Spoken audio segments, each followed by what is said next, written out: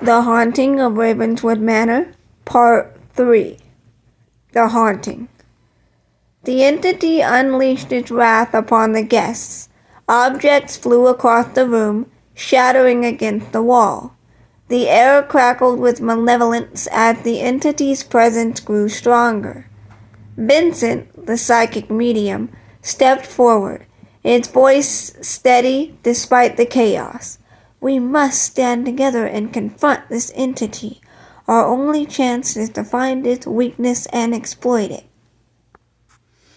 The group scattered, searching the manor for any clue that could help them in their battle against the entity. Each room they entered was a labyrinth of darkness and despair. Ghostly whispers echoed through the halls, and cold gusts of wind followed their every step.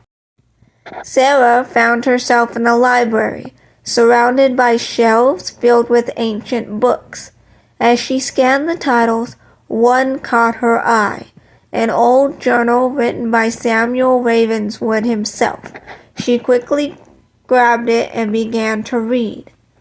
The journal spoke of a hidden chamber beneath the manor, a place where the Ravenswood family had conducted their dark rituals.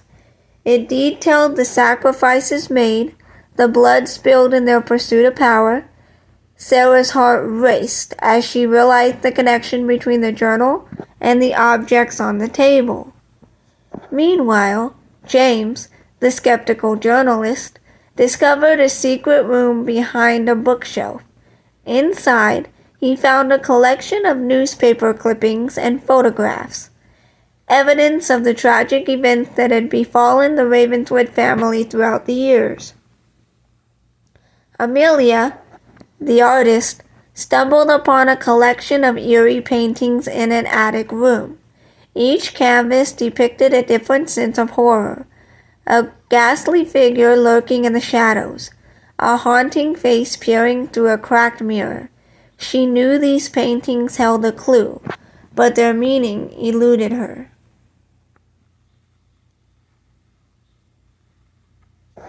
Amelia studied the paintings intently, her eyes tracing the brushstrokes and the hidden symbolism within each piece. Suddenly, it clicked. The answer was right in front of her. The paintings were a map leading to a hidden chamber beneath Ravenswood Manor.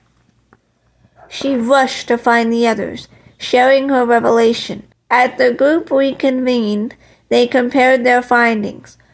The journal, the clippings, and the paintings. Piece by piece, they unraveled the dark history of Ravenswood Manor and the entity that plagued it. Using the clues they had gathered, the group made their way through the labyrinth corridor. Following the path laid out by the paintings, they descended into the depths of the manor, their heart pounding with trepidation. Finally, they reached a heavy ornate door concealed behind a crumbling wall. With trembling hands, they pushed it open, revealing a chamber bathed in an eerie blue glow. In the center of the room stood an altar adorned with strange symbols and surrounded by flickering candles.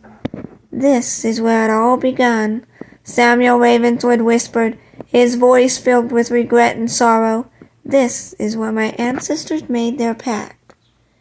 The group knew that their only hope of banishing the entity lay within this chamber. They arranged the objects they had gathered, the ancient tome, the silver dagger, and the vial of blood, around the altar, preparing for the final ritual.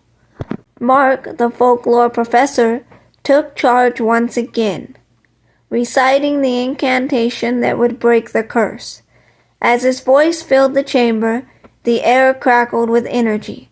The entity, sensing the threat to his existence, unleashed its full fury. Dark tendrils snaked through the room, reached out to grab the group.